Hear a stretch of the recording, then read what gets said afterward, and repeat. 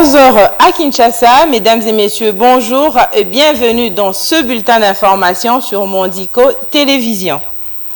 Les sommets de la communauté des États de l'Afrique de l'Est, en sigle EAC, s'est résolu de convenir sur un cessez-le-feu immédiat des forces en présence sur les terrains, des opérations et sur d'autres dispositions que la force de cette organisation sous-régionale devait assumer. Suivez le bref compte rendu des assises avec Christophe Lutundula Apala, vice-premier ministre et ministre des Affaires étrangères. Les chefs d'État se sont réunis pour examiner le développement de la situation en RDC, la situation sécuritaire à l'est du pays. Ils ont fait le même constat que ça se détériore et qu'il faut vite agir pour faire appliquer les instruments qui sont en vigueur pour le moment, particulièrement le communiqué final du mini-sommet de Luanda qui a prévu un chronogramme qui est en fait la fusion entre le processus de Nairobi et celui de Luanda. Et ils ont insisté particulièrement sur la nécessité de la cessation des hostilités, particulièrement du côté du 1-23 et son retrait, comme convenu, de manière que les Congolais qui sont des déplacés de guerre reviennent à leur domicile. Évidemment, de manière générale, ils ont encouragé le président Tshisekedi de continuer avec le dialogue politique qu'il a initié à travers les consultations. Et évidemment, le président leur a donné des assurances qu'il est ouvert à tout le monde, tous les groupes armés, c'est son travail. Et tout le monde a reconnu à l'unanimité que toutes les recommandations, toutes les programmations qui ont été faites, que ce soit dans le cadre du processus de Nairobi ou de celui de Luanda, plus particulièrement le communiqué du 23 novembre de l'année dernière, que tout cela n'a pas été exécuté. Le M23 s'est moqué des gens, soutenu par le Rwanda.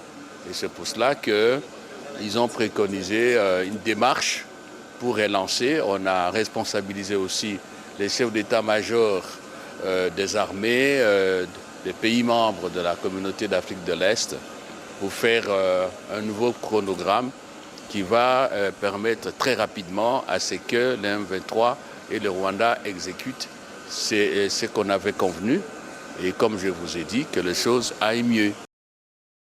Toujours dans le même chapitre, les secrétariats exécutifs de la communauté des États de l'Afrique de l'Est est agacé par l'expulsion le 30 janvier 2023 des 3 officiers rwandais déployés dans le cadre du commandement de la force régionale de cette organisation sous-régionale. Christophe Lutundula Apala, vice-premier ministre, ministre des Affaires étrangères, a répondu au secrétaire général de l'EAC que cette expulsion a un contenu en diplomatie et que la RDC ne fait pas la politique de l'autruche.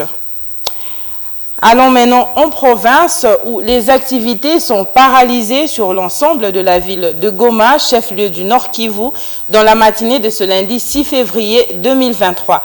D'intenses manifestations contre la force régionale de l'EAC ont été signalées à Goma.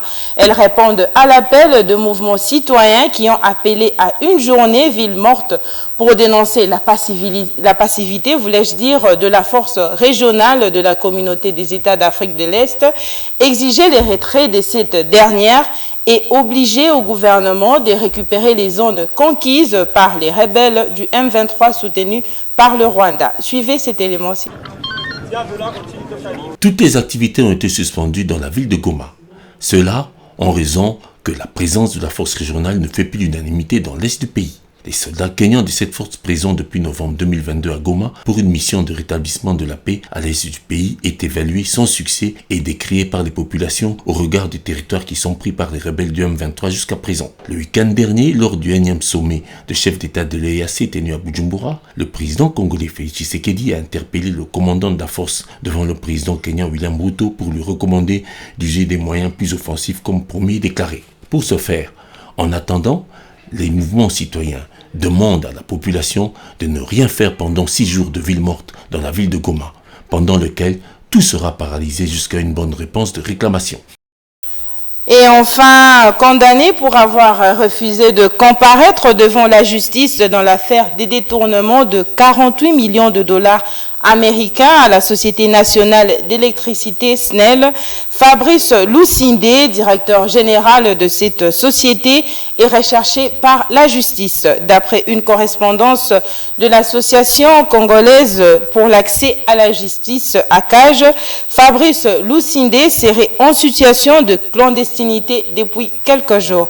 Les détails dans nos prochaines éditions. C'est par cet élément que prend fin notre bulletin d'information. Le prochain rendez-vous est à 16 h.